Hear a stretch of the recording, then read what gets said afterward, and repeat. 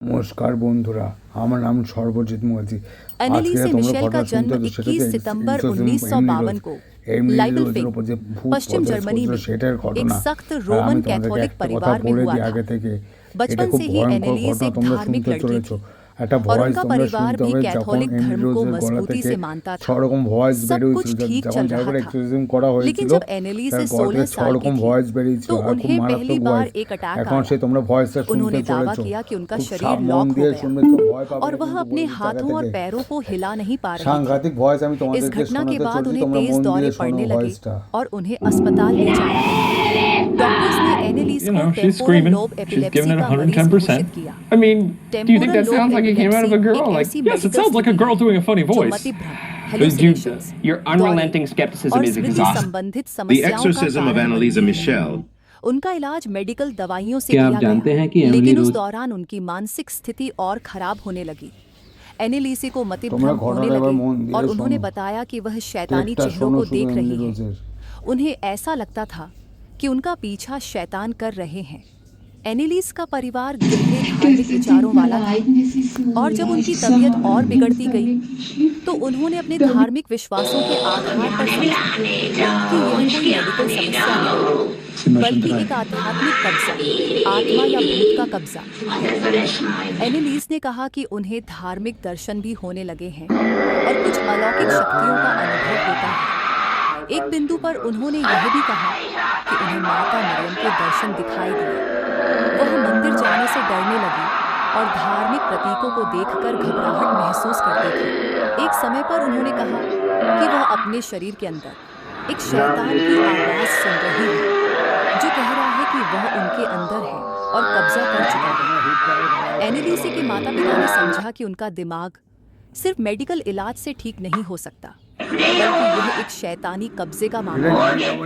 एनेलिस का इलाज कई सालों तक न्यूरोलॉजिस्ट और मनोचिकित्सकों के जरिए चला। उन्हें दवाइयाँ दी गई, लेकिन दवाइयों से उनका हाल और बिगड़ता गया। उस समय की मेडिकल साइंस में ऐसी मतिभ्रम और मानसिक विकारों का इलाज उतना आसान नहीं था जितना आज है। जैसे जैसे उनके लक्षण बिगड़ते गए, उनके परिवार ने डॉक्टरों की ट्रीटमेंट पर विश्वास कम कर दिया और धार्मिक ट्रीटमेंट की तरफ बढ़ने लगे। उनके माता पिता ने कई बार कैथोलिक चर्च के पादरियों से एग्जॉर्सिज्म की मांग की, लेकिन शुरू में उन्हें अनुमति नहीं मिली। चर्च के नियमों के अनुसार एग्जॉर्सिज्म तब तक अप्रूव नहीं किया जाता जब तक यह पक्का न हो कि मरीज के लक्षण किसी मेडिकल स्थिति के नहीं हैं। लेकिन जब उनके परिवार ने डॉक्टरों के इलाज से कोई सुधार नहीं देखा तो उन्होंने पादरी को बुलाने का फैसला किया। 1975 में एक पादरी फादर एर्नस्ट आर्ट को लगा कि एनेलिस सच में डेमोनिक कब्जे का शिकार है। फादर आर्ट ने उनकी स्थिति को देखकर चर्च के अधिकारियों से एग्जॉर्सिज्म की अनुमति मांगी। चर्च ने एनेलिस के एग्जॉर्सिज्म को मंजूरी दी और फादर आर्ट के साथ फादर आर्नल्ड रेंस को भी एग्जॉर्सिज्म सेशंस करने के लिए असाइन किया गया। 1975 के अंत से लेकर 1976 तक एनेलिस के ऊपर लगातार 67 एग्जॉर्सिज्म सेशंस किए गए।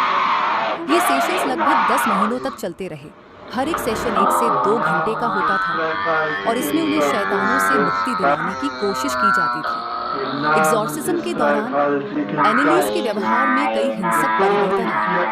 उन्होंने अपने हाथ काटने शुरू कर दिए, घुटनों के बल चलने लगे और एक समय ऐसा आया जब उन्होंने एक मरे हुए जानवर का मांस भी खा लिया। 1976 में एनेलिस की तबीयत और बिगड़ गई। उन्होंने खाना पीना पूरी तरह से छोड़ दिया था और उनका शरीर कमजोर होता गया। 1 जुलाई 1976 को 23 साल की उम्र में This is एनिलीस की Ann मौत Nellis हो गई। Mitchell, the पोस्टमार्टम woman के who is बाद यह पता possessed चला by demons. कि उनकी When मौत Ann Nellis कुपोषण, was 16, she malnutrition suddenly और blacked out at निर्जलीकरण, school and began dehydration के walking कारण हुई around थी। dazed. A जब year उनकी later, मौत हुई Ann Nellis तब उनका experienced वजन a सिर्फ similar 30 किलो occurrence. था और Ann उनका Nellis शरीर visited a पूरी तरह से neurologist who कमजोर हो चुका diagnosed था। her with temporal एनिलीस lobe की मौत के epilepsy बाद and उनके auditory माता-पिता और पादरियों hallucinations. पर She आपराधिक began to see the लापरवाही का face मामला of the चला। devil. She कोर्ट heard में यह demons मुद्दा whispering उठाया in गया her ears. कि अगर एनिलीस को Following the medical bishop's treatment the approval of जाती Ann Ellis' और एक्सॉर्सिज्म exorcism, के सेशंस Alt नहीं and होते Rentz conducted तो शायद उनकी 67 जान बचाई जा सकती थी। डॉक्टर्स ने कहा The कि exorcism of उनका मामला Anneliese एक Michael. स्पष्ट उदाहरण Anneliese था Michael was a गंभीर young woman मानसिक from बीमारी Germany का, who, in जो the सही चिकित्सा 1970s, देखभाल से underwent a ठीक किया series जा of सकता था। exorcisms in an attempt to लेकिन rid her of what her उनके family माता-पिता and और priests पादरियों ने believed दावा were किया कि demons एनिलीस possessing को her. Her medical story is इलाज one of से the कोई most फायदा नहीं हो well-documented रहा cases था of exorcism और in उनका modern विश्वास था कि history. वह Anneliese डेमोनिक exhibited कब्जे का strange शिकार है। behavior, spoke in trial multiple में voices, and पादरियों ने कहा refused कि to उन्होंने eat. जो कुछ भी Despite the exorcism धार्मिक attempts, विश्वास she के आधार पर tragically किया। died of उन्होंने malnutrition कहा and कि एनिलीस dehydration. ने The खुद story कहा was था the कि inspiration वह for the अपने film, दर्द The को Exorcism पूरे of Emily मानवता के Rose. गुनाहों का प्रायश्चित करने के लिए सह रही है। তোমরা শুনলে लेकिन कोर्ट ने यह फैसला किया कि उनके माता-पिता और पादरियों ने এবার लापरवाही তোমरा ভয় दिखाई পেতে চলে তো আরো और मेडिकल ट्रीटमेंट के बजाय एक्सॉर्सिज्म पर ज्यादा ध्यान दिया। कोर्ट ने उन्हें सजा दी, लेकिन सिर्फ 6 महीनों की जेल की सजा के बाद प्रोबेशन में छोड़ दिया गया।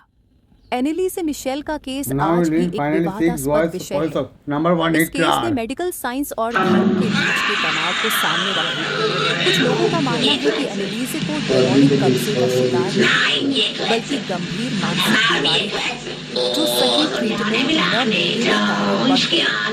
दूसरी तरफ कुछ धार्मिक लोगों का मानना है कि उनकी स्थिति को मेडिकल साइंस से समझाना संभव नहीं और उन्हें Number सच two में Kane. डेमोनिक कब्जे का शिकार समझा जा सकता है।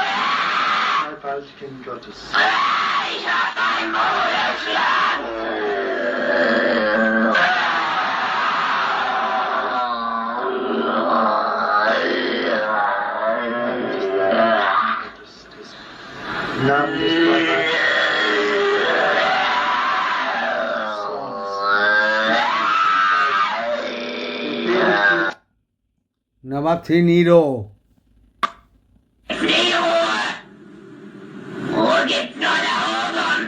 Nu, Ruhe gibt's nur dort, wo die Liebe ist.